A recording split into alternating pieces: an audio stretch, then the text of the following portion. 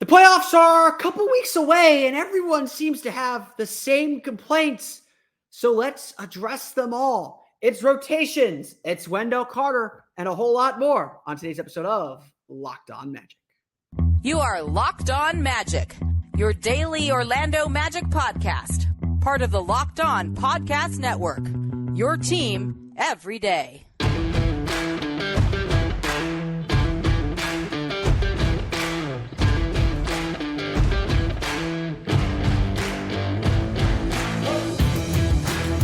And you are indeed Locked On Magic. Today is March 31st. It will be April 1st, 2024. Unbelievable. It's already April.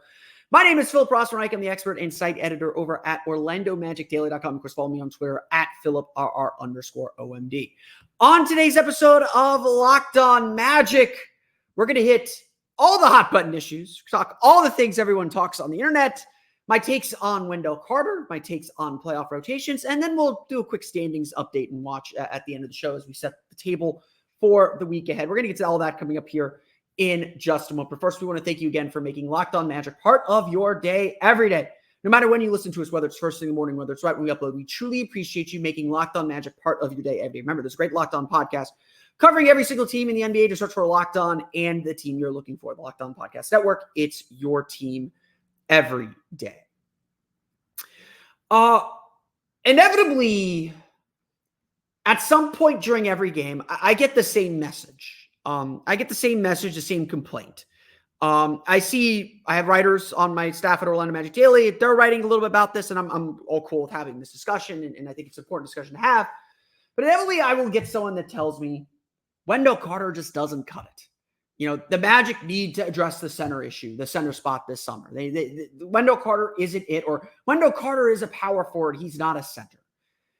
And look, I was leading the charge during the summer. I was saying, I'm not sure Wendell Carter is the long-term answer, but I think he's earned the right to prove it one way or the other. And the playoffs will be his chance to prove it. This has been undoubtedly a weird season for him. As good and as exciting as this season has been for the Orlando Magic, it's been a weird year for Wendell Carter. It's been a weird year for Franz Wagner. Obviously, a bad year for Markelle Fultz. We'll get to a lot of those issues coming up here in a minute. But Wendell Carter has become what I like to call the Rorschach Test. And I think you could go to every fan base, and I think every fan base, at least ones that are competing for something, they're going to have a player or some type of situation that one part of the fan base says it's this, and the other part of the fan base says it's this, and there's a little bit of truth about both of them. Wendell Carter is truly a Rorschach test. I think you see what you want to see from him. And look, I am right there. I'm going to sit here and defend him a little bit because I do think Wendell Carter is a really valuable player.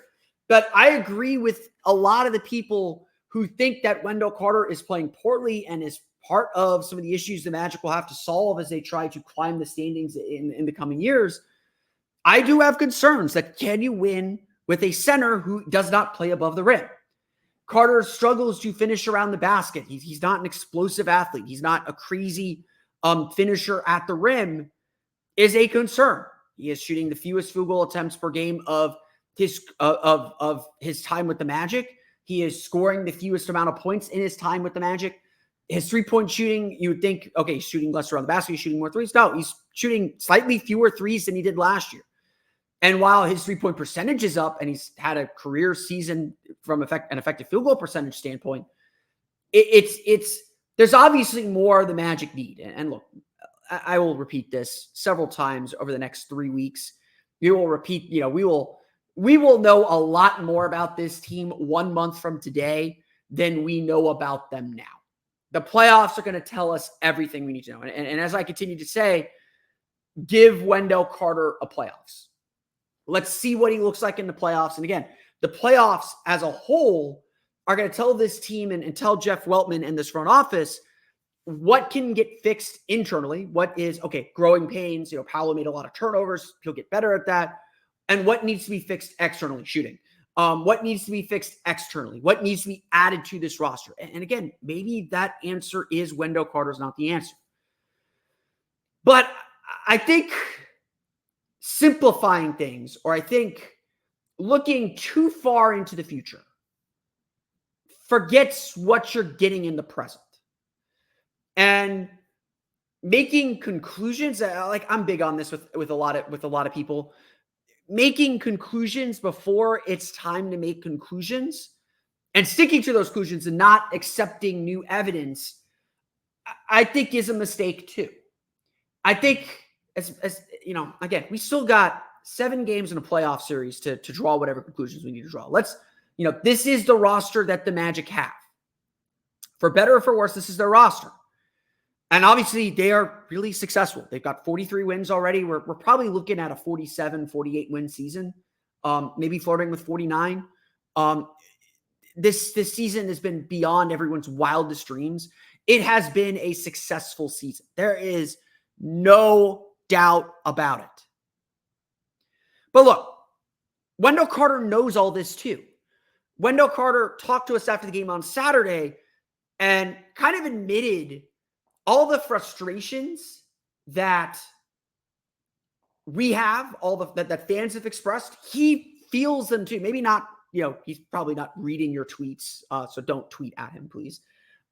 He's probably not reading that, but again, like, these guys aren't idiots. They know, if we can see where they're struggling, they know where they're struggling. These are really smart basketball people. Again, I always joke, if I can see it, I can guarantee the coach has seen it and has thought of 2 or 3 different things that I don't even know. That's why I tend to defer to their expertise on some things. But, Wendell Carter came into Saturday's game knowing, look, I'm not shooting the ball well. And he missed his first 3 3-pointers. I'm going to dominate defensively. And at the end of the day, when we'll talk about rotation decisions here in a minute. At the end of the day, when we talk about rotations, right now, rotation decisions are all about trust on defense. And look, Jamahl Mosley trusts Wendell Carter defensively. Just think of it this way. Just look at the numbers. Wendell Carter finished Saturday with 15 points and 13 rebounds. 13 rebounds were especially big, helping the Magic control the paint. Memphis scored only 36 points in the paint. Jaren Jackson Jr. scored 4 points on 1 for 9 shooting. In fact, according to stats from NBA.com, opponents shot just 1 for 15 when Wendell Carter was the closest defender. Overall for the season, according to data from Second Spectrum, opponents are shooting 58.5% at the rim against him. They shot 64% last year. Again, maybe there's some volume issues there because Wendell missed so much time. But even other data, opponents shoot 3.1 percentage points worse than expected at the rim against Carter, according to Basketball Index. He averages 0.26 rim points saved per 75 possessions. Now, those are down from last year's minus 4.3 and 0.61 last year, but that's still a very strong showing. He is still able to defend the rim. There are not many players who are really good at backtracking and deflecting lobs at the rim like he can. And look, as long as he gets his positioning, as long as he's in his spot, which he is typically very good at, his defense is rock solid. I can't tell you how many times, I can. It's like 3 or 4, maybe 5, 6 people tweeted at me during Saturday's game and said, man, the Magic got to replace Wendell Carter. And I was like, look, A, the Magic are up by 20, so who cares that he's not scoring right now? And B, his defense is really good.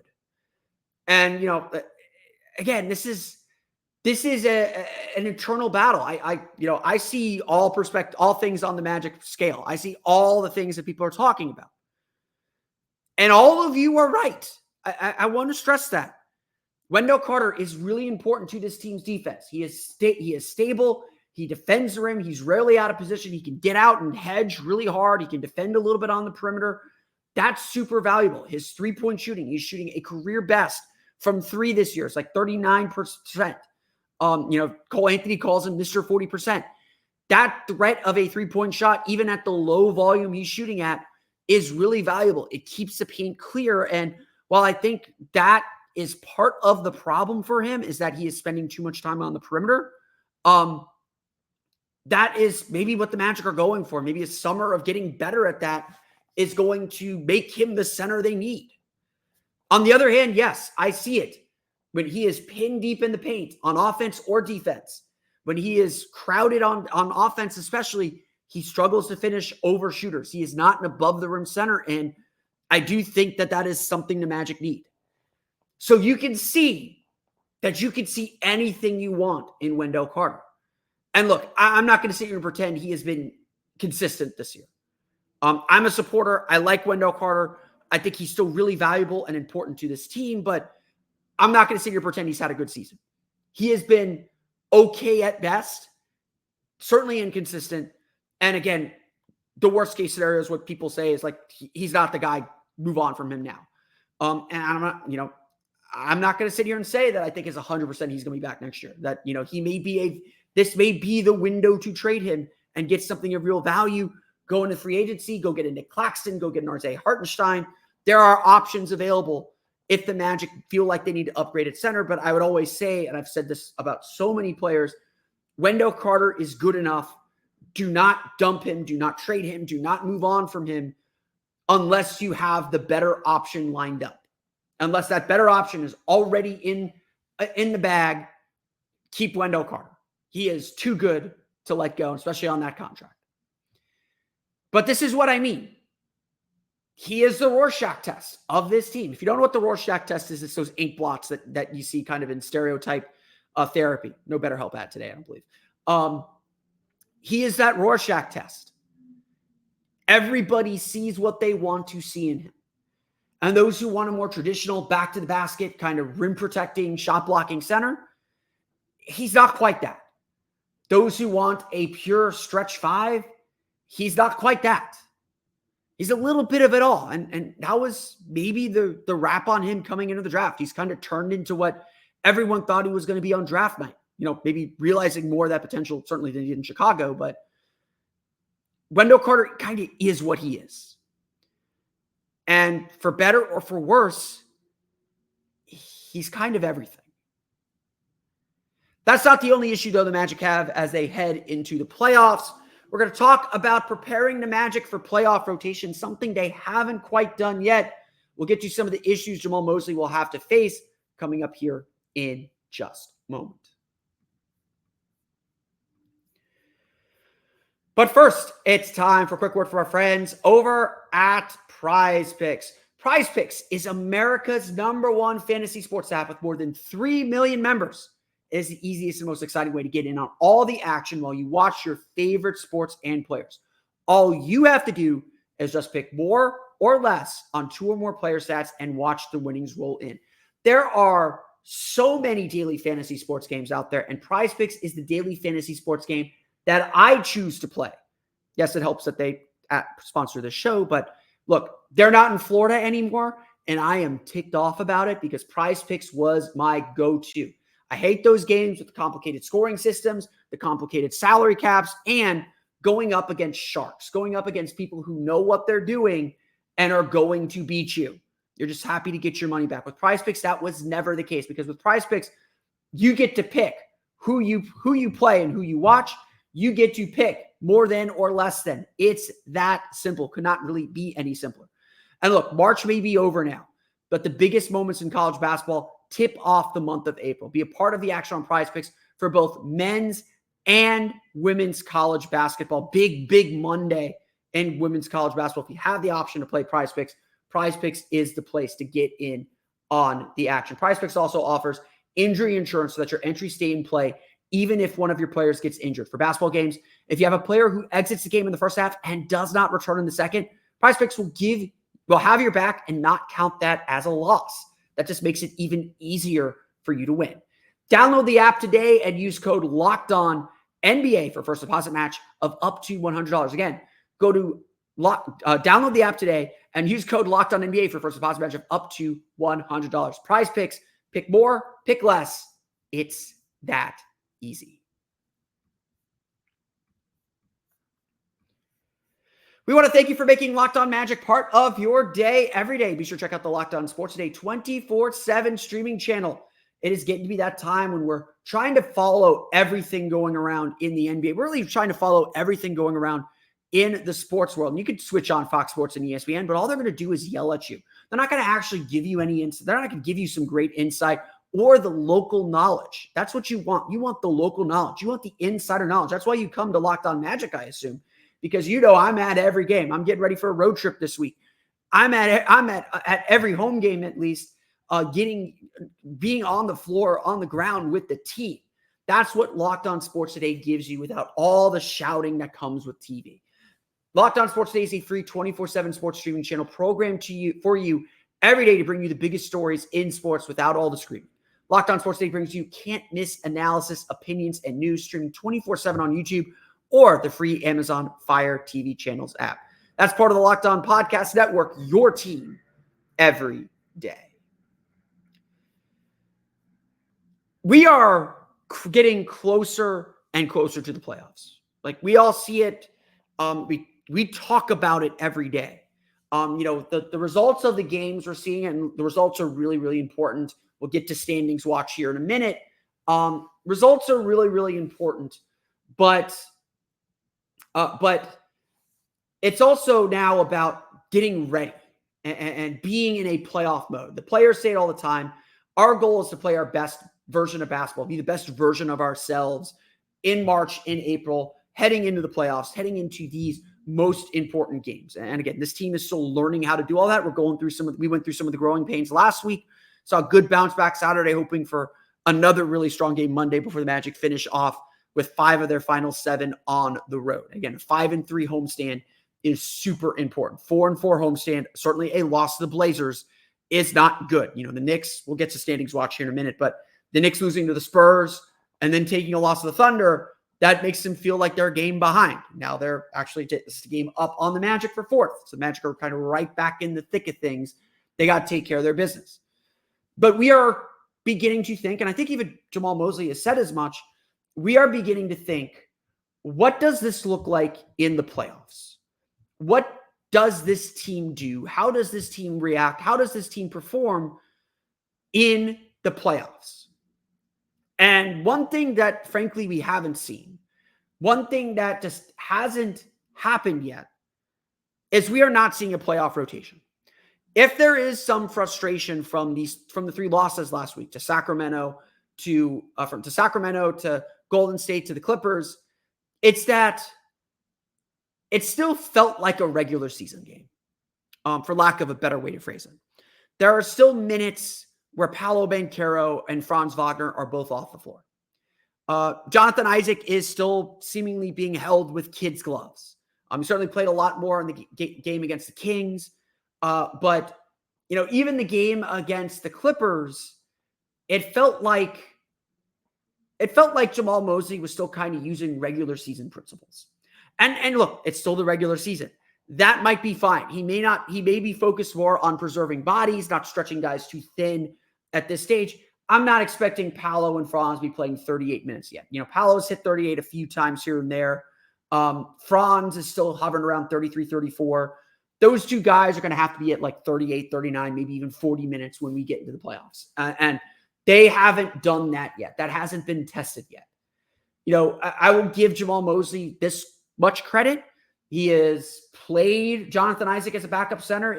He's said, I've asked him about this, they are experimenting and testing some things out for the playoffs. And one of those things that they're trying to do is to get Isaac more run at the center, make sure he understands what he's supposed to do in those situations, and figure out ways to get him on the floor more. That's good. Having said that too, they're still not stretching his minutes out. Some of that is Isaac gets fatigued very quickly still.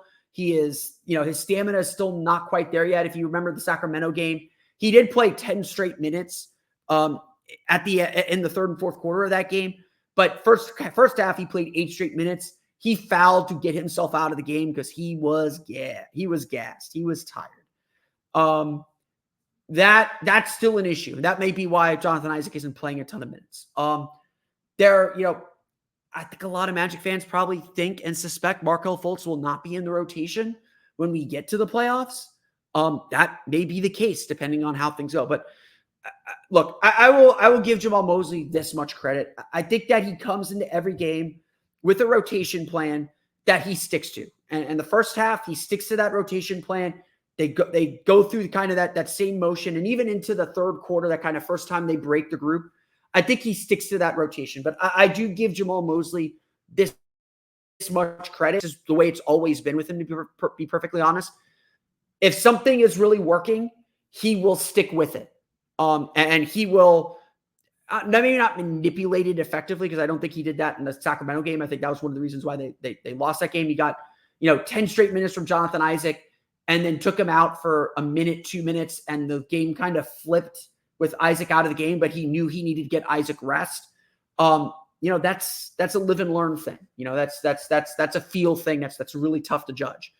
But some people complained about not having Isaac in at the end of the Clippers game until the last possessions. I think that's fair. But I also agree with and understand, and this is always my thing. I'm not going to necessarily criticize a decision, process over results. I'm that way too. I'm not going to criticize a decision if the reasoning for it is sound just because it failed once. And look, at the end of the day, I think Mo Wagner had it rolling. That bench group had it rolling. Jamahl Mosley rolled with it against the Clippers. Was it the right decision? I think I would have brought Isaac in for Ingles, as well as Ingles was playing, and stuck with Cole and Mo. So it'd be Cole, Mo, Isaac, Franz, Paolo. Cole, Mo, Isaac, Franz, Paolo. Yeah, make sure I counted 5 there. I think that's what I would have done. But look, that group got them back into the game, and he got Paolo back in. He got Franz back in, which is what he should do. But it didn't work out. And, so I more asked myself, was the logic there? Did the logic make sense of it? Do I accept the reasoning? I do. You may not. That's fine. Whether, again, it didn't work. So learn from it for the next time, obviously. But, yeah, I mean, I think when we get to the playoffs, there are like 2 must-do things that I think Jamahl Mosley's going to have to do in the playoffs with his rotations. The first is there can be 0 minutes where both Jonathan Isaac and Franz Wagner are off the floor. I don't care how much Franz is struggling with a shot right now.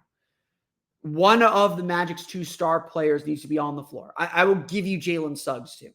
But Paolo and Franz are essentially this team's point guard. They are the straw that stirs the drink. One of them needs to be on the floor at all times. And again, that's not happening. There's maybe about 5-6 minutes where both are off the floor. And look, the Magic still win those minutes. So, maybe Jamahl, he's not listening to this, but maybe Jamahl will show me the lineup, show me the data.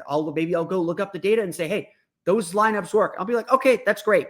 Game 1, do it. We'll see.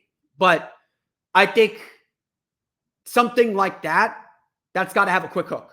Like again, I think generally in the playoffs, things have to have a quicker hook. I respect Jamahl Mosley tremendously. I think he gives things an opportunity to work, gives the group the opportunity and the chance to figure things out. But in the playoffs, quick hook. There's no time to waste. Quicker timeouts maybe. I think he lets them figure things out and lets timeouts ride. Quicker hooks. Just quicker to quicker saying, okay, we got to reel this back in. We got to tighten control a little bit. The other rule and the other thing I think that does have to happen is Jonathan Isaac's got to play 25 minutes a game, at least. He's got to play at least half the game, if not more. You've got to stretch your Jonathan Isaac minutes as long and as much as possible. He is too valuable and too much of an impact player. The Magic are so good defensively when he's out there. He changes the game. You need guys who are going to make plays. At the end of the day, the playoffs they know what you're running. You know what they're running. Who's going to win? It's will. At a certain point, the playoffs just become about will. And so it becomes about who's going to make the play. Who's going to make that big shot, that big block? Who's going to make the plays that get that get you to a win? That's what the playoffs come down to. And that's kind of what we don't know yet. That's why the Magic need Isaac on the floor. And so, again, I think as we get closer to the playoffs, or certainly when we get into the playoffs, I think game one, we will see something that looks like a regular season rotation. And personally, I think that's a mistake. But I think we need to see a quicker hook on these things. If something's not working, quick hook, go back to safety, go back to a lineup you trust, a group you trust, a player you trust. And that's the big change that has to happen. Jamahl Mosley is still trying to teach, still trying to let guys learn and figure things out. The playoffs aren't going to be the time to figure things out. And so that's really what preparing playoff rotations is about, is if something's not working, you're done with it. Like, quickly throw it out, move on to the next idea. That's just how it's going to have to be. We're starting a new week. We're starting a new month. Let's do a standings update. We'll go through the standings real fast, coming up here in just a moment. But first, I think I put the wrong thing there. But first, it's time for a quick word from our friends over at Amazon Fire TV. Fire TV is your destination for sports. From live games to highlights to in-depth analysis, Fire TV offers amazing viewing experiences with smart TVs, as well as the Fire TV stick that you can plug into your existing TV that provides access to millions of movies and TV episodes, as well as free and live TV. Whether it's opening weekend for baseball or the college basketball tournament, you're going to want to have a Fire TV. Fire TV recently created Fire TV channels to deliver a constant supply of the latest videos from your favorite sports brands, all for free. That includes all of us at Locked On and most of the big pro leagues and college conferences too. Fire TV channels lets you dive into all of the game analysis, highlights, and more to keep up to date on all the latest in the world of sports, not to mention great news, entertainment, gaming, travel, cooking videos as well. Check out Fire TV channels on Fire TV and Alexa devices. If you haven't checked out Fire TV channels, you should. For more, visit www.amazon.com/LockedOnFireTV.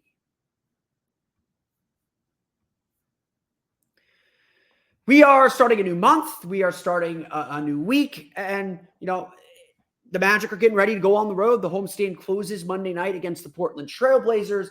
Magic will have everybody healthy. Everyone is off the injury report. Even the G League guys are going to be available. They're going to be up with the team, it sounds like, for this last home game before they play the playoffs. Good luck to the Osceola Magic in the playoffs as well. The Magic are coming off a 3-game losing streak. The Magic are coming off a little bit of a down point. And look, we were all a little despondent, all a little bit distressed and wringing our hands and being like, whatever. That's all fair. And look, the issues against the Kings, Warriors, and Clippers are not huge. Magic obviously lost close games. It came down to late game execution, and that's stuff you can get better at. And frankly, like missing a shot, those shots against Sacramento, I can live with those. Even the Clippers, the shots that they gave up to Kawhi and Paul George, I can live with those. But there are bigger issues because Magic have to beat these teams, and they haven't quite yet. And as we get ready and look forward to the rest of the season, this is going to be the big issue. Again, good to get a get-right game against Memphis. Good to get a get-right game against Charlotte, against Portland on Monday. But after Monday, the Magic have only one more game against a team that is out of the playoff picture currently, and only have 2 more games against teams with records below 500. All that sitting fat and happy, beating up on bad teams, that's going away. And guess what? Those games happen actually by next week. They're at Charlotte Friday, home versus Chicago on Sunday. After that, no more bad teams. No more sub 500 teams. The Magic are likely to see Philadelphia with Joel Embiid next Friday. They got 2 games against Milwaukee. They got the back-to-back that needs to be thrown directly into the sun next week as well. They got New Orleans on Wednesday. There are some really difficult games coming down the pike here. And New Orleans, I think, is finishing up a long homestand as well, just like the Magic were.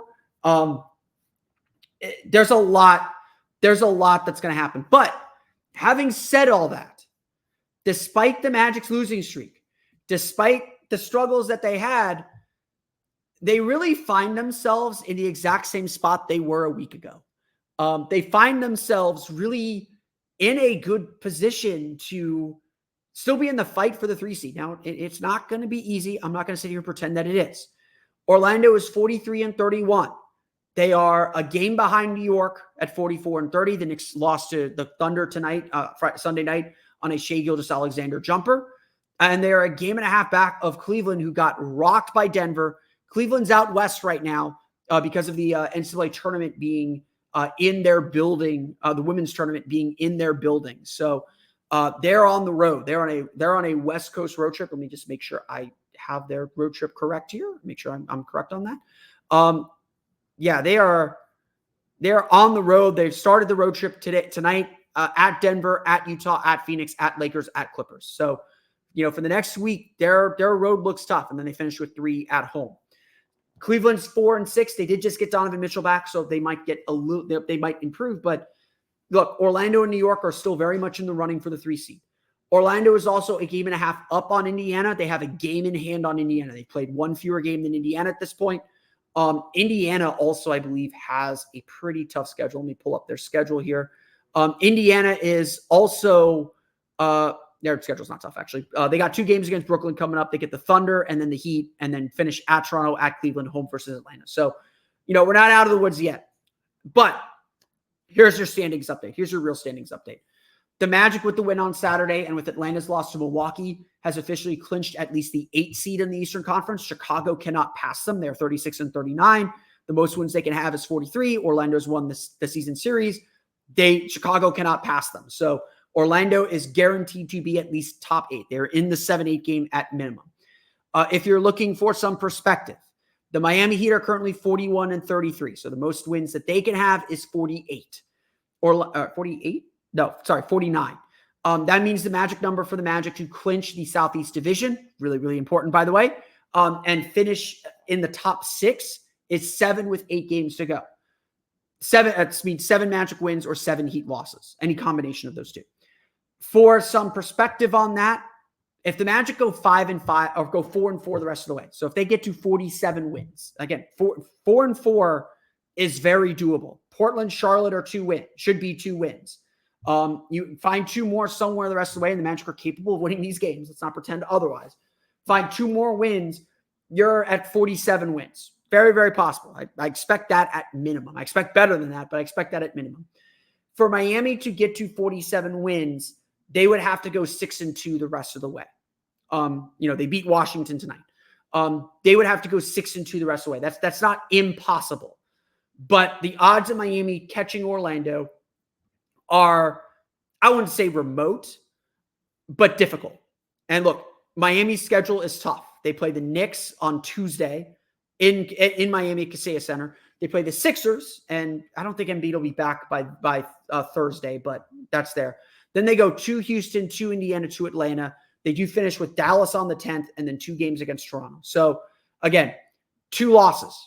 Could the Knicks be a loss? Could the Pacers be a loss? Could the Rockets be a loss? If the Heat lose 3 more times, and those 3 games are very realistic losses, then the Magic don't have to go 500. Expect the Magic to go 500 the rest of the way at minimum. So the Magic are in a very good spot to secure a spot in the playoffs. Obviously, that number is going to track down. Indiana, game and a half back. They're playing a lot better right now. But again, Orlando's got to take care of their business. And look, they've got winnable games. Portland on Monday, same deal as Memphis. They're down Simon. They're down Anthony Simons. They're, Jeremy Grant is doubtful. Malcolm Brogdon's out. Robert Williams has been out the whole year. Matisse Thybulle's out. Like, they're down a lot of players. They still have Scoot Henderson, who's, had a rough rookie year, but still a very talented player. Monday's game might play out a little similar. If Orlando brings the same approach to Monday's game that they brought Saturday, it's going to be the same result. Or it should be a very similar result, to be perfectly honest. That's on the Magic to do. They got Charlotte on Friday. Same deal. Charlotte's been tough, but the Magic have run roughshod over Charlotte in the 3 previous games. It's on the road. But if the Magic bring the same intensity that they bring to those games, they will win those games. And again, here's your perspective. If Orlando goes 4-4 the rest of the way, gets to 47 wins, that means that Indiana has to go 5-2. And remember, Orlando owns the tiebreaker, so they have to go 6-1 to pass them. If the Magic go just 500 the rest of the way. I think that perspective, I hope it helps. I hope it puts into perspective how close the Magic are to actually clinching this thing. And again, they still got to do the job. They collapse here. It's still possible. But if the Magic go 5-5 the rest of the way, if they get to 47 wins, the 5th seed should be theirs. Again, that's not the goal. I think they should be fighting to get to 4. I think they should be trying to win as many games. 50 is, for the Magic to get to 50 wins, they'd have to go 7-1. That's probably a little much. I think 48 wins, 5-3 the rest of the way is a really strong goal and what the Magic should aim for. If they go 5-3, if they get to 48 wins, they're going to be at least the 5 seed. And again, as much as I want to talk about what all the other teams are doing, the Magic got to take care of their business. Take care of your business against Portland on Monday. Go on the road. Split this road trip. Beat Chicago at home. Win your home games the rest of the way. Beat Portland. Beat Chicago. Beat Milwaukee. Over the next 3 weeks. Take care of your business. Go on the road. Split your road games. That's always the goal. Win your home games. Split your road games. Split this upcoming road trip. You got that 3-game road trip. If you can somehow go 2-1 on that road trip, you're golden. If you go 1-2, I don't think that's the end of the world. And then you beat Milwaukee on the last game of the season, with Milwaukee having clinched the 2 seed. And to that point, Milwaukee's now 2.5 up on Cleveland for the 2 seed. That's probably looking more likely that Milwaukee's going to wrap that up as well. Their magic number is, their magic number is 5 or 6. So they're pretty close. They're pretty close as well. Who knows if that last game is going to matter? It may matter more to Orlando than it does to Milwaukee. But Orlando's in the driver's seat. Again, like that's the really important thing. That's really what I want to get across by going through the standings is what's going on with all these other teams. Not important. Like if the only way the Magic pass any of these teams is by winning. If they win, they're fine. So the Magic got to take care of their business. It starts Monday night against the Portland Trail Blazers. But that's going to do it for me today. I want to thank you all again for listening to today's episode of Locked On Magic. Of course, find me on Twitter at @PhilipRR_OMD. Subscribe to the podcast on Apple Podcasts, Stitcher, TuneIn, Himalaya, Google Play, Spotify, Odyssey, and all of them. We sell podcasts to your podcast-enabled listening device. Be sure to check us out on YouTube if you aren't already. Search for Locked On Magic or go to youtube.com/@LockedOnMagic. For the latest on the Orlando Magic, be sure to check out OrlandoMagicDaily.com. You can find us there on Twitter @OMagicDaily. And of course, you can check out my Patreon page, the Orlando Magic Hub, at patreon.com/Orlando Magic Hub for even more Magic goodies. I am going on the road this week, so I am planning to do episodes on the road more pretty regularly. So you will see me in some weird locations, but the Patreon supporters really do help me be able to cover the team and do stuff like that. I am planning to travel for the playoffs as well. So all that stuff I really appreciate all of it. It really supports me and supports the content that I create. And I thank you all again who do choose to support me. And I hope that those who don't check it out and see if it's something that they would like to do. Now that you're done listening to us, be sure to check out Locked On Sports Today, the 24/7 streaming channel on YouTube, and now available on Amazon Fire TV in the free Fire TV channels app. Locked On Sports Today is here for you 24/7, covering the top sports stories of the day with the local experts of Locked On, plus our national shows covering every league. Find Locked On Sports Today now available on the free Fire TV channels app. That's going to do it for me, though. I want to thank you all again for listening to today's episode of Locked On Magic. For Orlando Magic Daily and Locked On Magic, this has been Philip Rossman-Reich. We'll see you all again next time for another episode of Locked On Magic.